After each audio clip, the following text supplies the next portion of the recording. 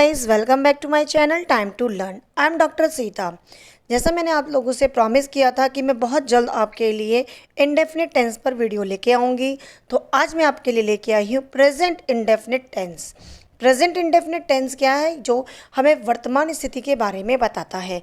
तो इसे हम कैसे पहचानेंगे कि ये प्रेजेंट इंडेफिनिट टेंस है? तो देखिएगा, this tense is used for habitual action and truth and future event that is already known or planned।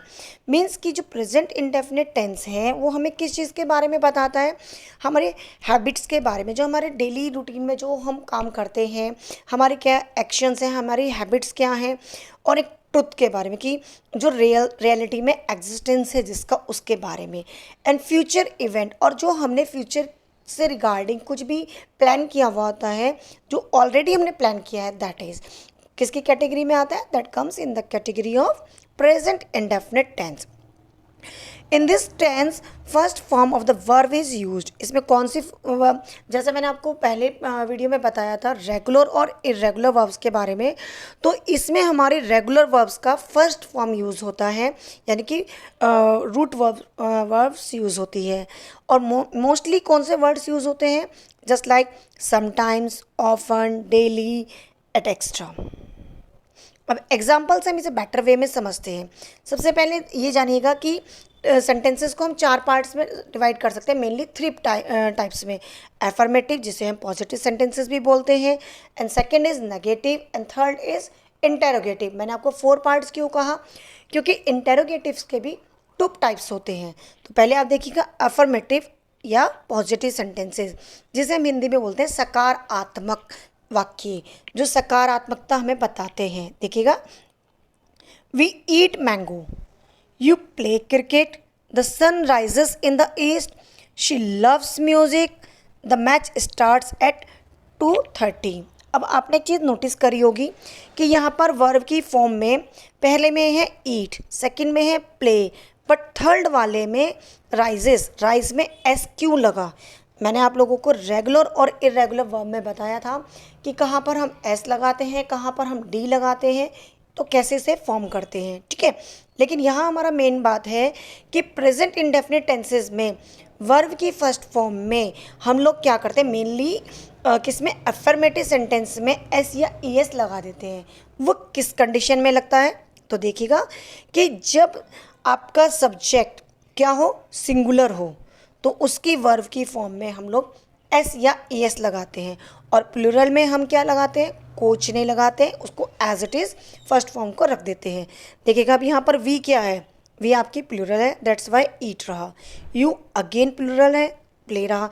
अगर यू की जगह आप थर्ड फॉर्म नहीं कह सकते, अगर यू की जगह हम लगाते सिंगुलर नंबर होता, जैसे कि ही, शी या किसी का नाम, तो यहाँ पर प्लेस हो जाता। बट यू क्या है? हमारा सेकंड पर्सन है, और दूसरी थिंग क्या है ये कि ये हमारा प्लूरल है।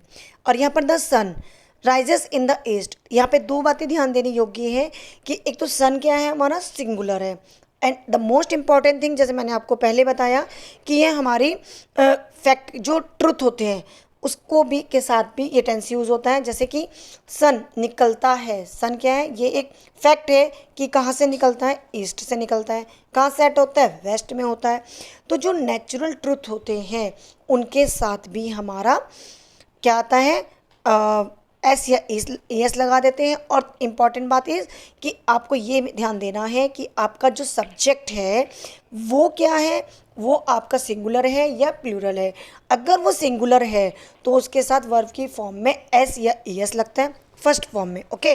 और अगर आपका सब्जेक्ट प्लूरल है तो वर्ब की फॉर्म को हम फर्स्ट फॉर्म को एज इट इज़ रखेंगे, जैसा हमने फर्स्ट में सेंटेंस में किया, सेकंड में किया, हमने एज इट इज़ रखी।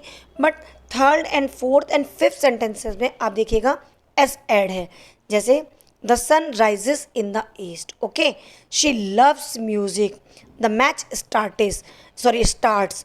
तो ये क्या है? राइज में एस लगा क्योंकि हमारा नाउ सब्जेक्ट क्या है? सिंगुलर है।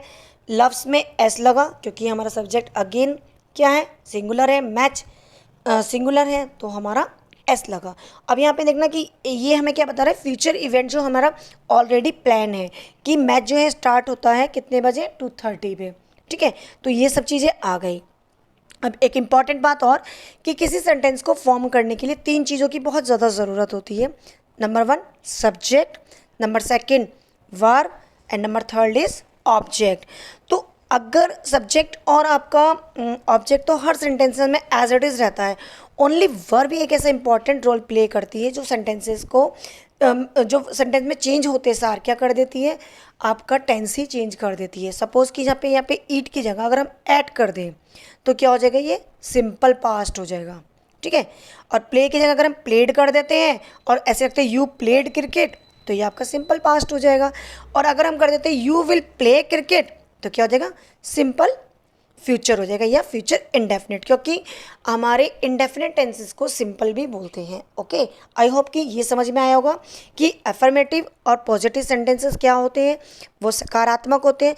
और हाँ, एक इम्पॉर्टेंट बात और कि अगर आप इन्हें हिंदी में इनका मीनिंग निकालते हैं ना, वर्ब को देख लें आप, वर्ब कौन सी है, अगर उसको हिंदी में मीनिंग निकालते हैं तो इनके एंड में आता है ता है, ती है, ते है। जैसे वी ईट मैंगो, हम मैंगो खाते हैं। यू प्ले क्रिकेट, तुम क्रिकेट खेलते हो। The sun rises in the east, सूरज पूरब में निकलता है। शी लव्स म्यूजिक, वह म्यूज़िक पसंद करती है। The match starts at 2:30, match जो है स्टार्ट होता है 2:30 पे। तो आपने ध्यान दिया होगा कि वर्ब जो है अपने साथ एंड में लेके आइए, ता है, ती है, ते है। तो ये हमें बताते हैं कि ये आपका सिंपल या इंडेफिनिट टेंस है, कौन सा, प्रेजेंट का। ओके, तो वर्ब हमारी काम करती है सेंटेंस को किसी और काल में चेंज करने का। ठीक है, आई होप कि आपको एफर्मेटिव समझ में आ गया होगा। तो अब हम आते हैं नेगेटिव सेंटेंसेस पे। नेगेटिव में क्या होता है, जहाँ पे हमने देखा सिंगुलर में हमने क्या करा, एस और ई एस लगाया। ठीक है, और प्लूरल में हमने क्या करा, नो चेंज। तो बट इन जब हम बात करते हैं नेगेटिव सेंटेंसेस की तो यहाँ हमें एस ई एस नहीं करना। हमें यहाँ क्या करना है, हम यहाँ पे लगाएंगे सिंगुलर के साथ डज और प्लूरल के साथ डू प्लस नोट। कैसे पता लगा, क्योंकि जब सकारात्मक सेंटेंस में हम एस ई एस लगाते हैं तो वो एस ई एस आपका कहाँ आ जाता है, डू में। ओके, डू में हमने लगाया तो हमारा बन गया डज, तो वो हमारा सिंगुलर का काम कर देता है। एग्जाम्पल से देखिएगा, वी डोंट ईट मैंगो। ठीक है, वी क्या है, आपका सब्जेक्ट है जो क्या है, प्लूरल है। तो डोंट क्या हो गया यहाँ पर, ये हेल्पिंग वर्ब आ गई, डू नॉट, डू सॉरी, और क्योंकि ईट हमारी मेन वर्ब है तो यहाँ पर main verb as it is रही मैंगो। यहाँ पे देखिएगा यू डोंट प्ले क्रिकेट, तो यहाँ पे जब सब्जेक्ट हमारा प्लूरल है तो हमने क्या इसके साथ लिया, डू।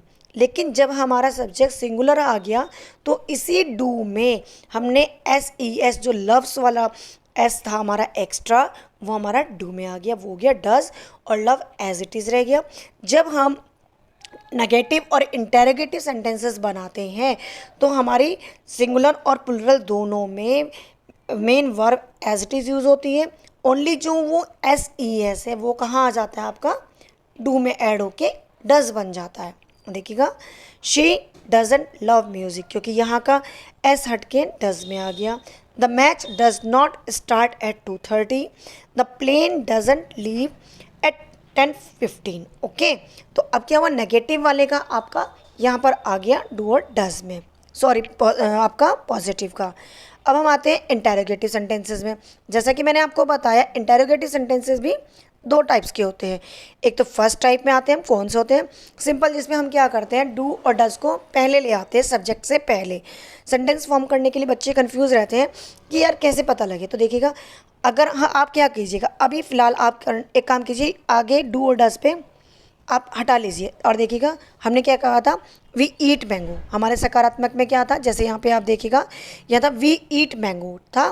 तो अब हमने क्या करा, हमें इंटेरोगेटिव बनाना है फर्स्ट टाइप का। तो अब हम क्या करेंगे, हम इससे पहले, क्योंकि हमारे प्लूरल है तो नेगेटिव वाले में हमारा डू था, ठीक है, तो इस डू को हम आगे ले आएंगे। तो क्या हो जाएगा, डू वी ईट मैंगो और प्लस क्वेश्चन टैग। ठीक है, क्या हम मैंगो खाते हैं। डू यू प्ले क्रिकेट, क्या तुम क्रिकेट खेलते हो।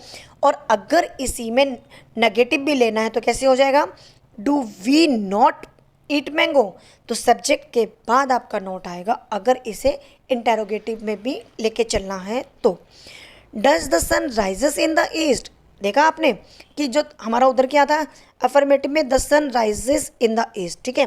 तो ये एस वाला तो मैंने अभी आपको बताया कि वो डू में लग गया तो डज हो गया, लेकिन अगर हमने डू और डज पहले लगा के प्लस क्वेश्चन टैग लगाया तो क्या बन गया, तो ये हमारा हो गया इंटेरोगेटिव, ठीक है।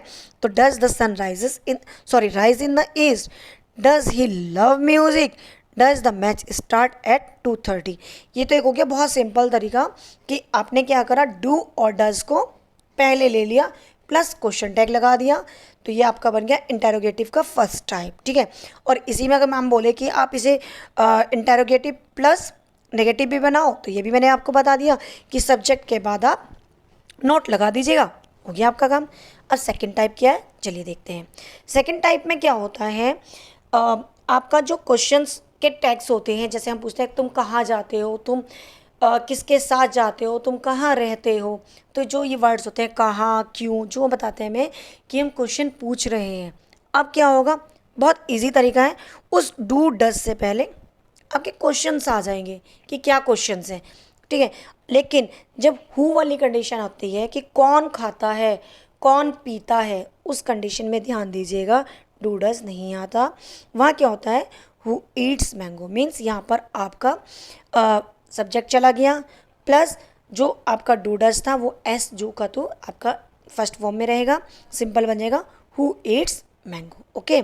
अब हमने करा था वहाँ पे डू यू प्ले क्रिकेट, तो उसी से पहले आपका क्या आ गया, वेयर, कहाँ खेलते हो भाई तुम क्रिकेट, ठीक है तुम क्रिकेट खेलते हो बट कहाँ खेलते हो, बाकी question tag as it is. फिर when does match start, match कब स्टार्ट होता है। When does plane leave, plane कब लीव करता है। Why do you love music, तुम्हें म्यूज़िक क्यों पसंद है, सॉरी क्यों करते हो, क्योंकि हमारा ये डू डज और वर्ब की फर्स्ट फॉर्म ही बताती है कि ता ती के साथ अगर हिंदी में कन्वर्ट करना है तो ये बताती है कि कैसे पता चलेगा, ठीक है। तो अब आपको समझ में आ गया कि सेंटेंसेस जो होते हैं तीन टाइप्स के होते हैं, अफर्मेटिव जिसे बोलते हैं सकारात्मक, जो हमें सिंपल बताते हैं मैं खाता हूँ, मैं पीता हूँ, ठीक है। उसमें सिंगुलर के साथ वर्ब की फर्स्ट फॉर्म में आपने क्या ऐड किया, आपने एस और ई एस ऐड किया, ठीक है। अब नेगेटिव आया तो आपने देखना है सिंगुलर, जब अगर आपका प्लूरल है सब्जेक्ट तो डू नॉट, और अगर आपका सब्जेक्ट सिंगुलर है तो डज नॉट, ठीक। इंटेरोगेटिव अगर कितने टाइप्स के हो गए, दो टाइप्स के हो गए। तो हमारे सकारात्मक वालों के आगे क्या लग गया, डू डज लग गया। अभी बताइए किसके साथ लगाना है।